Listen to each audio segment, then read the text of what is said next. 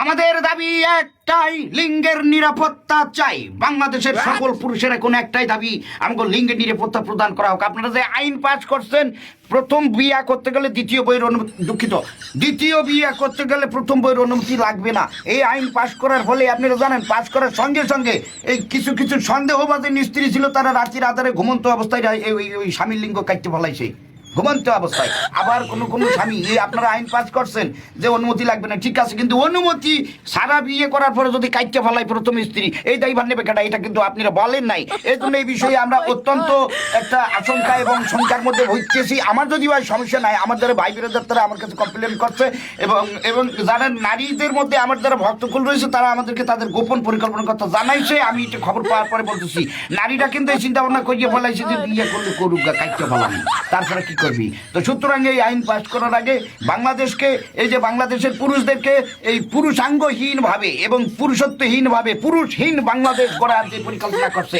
এটা তীব্র নিন্দা এবং প্রতিবাদ জানাইতেছি। এবং সেই সাথে এই বাংলাদেশের সমস্ত পুরুষের লিঙ্গের নিরাপত্তা দাবি করতেছি। আমরা লিঙ্গ নিরাপত্তা চাই, লিঙ্গ নিরাপত্তা চাই, লিঙ্গ নিরাপত্তা চাই। ধন্যবাদ আপনাদের সবাইকে।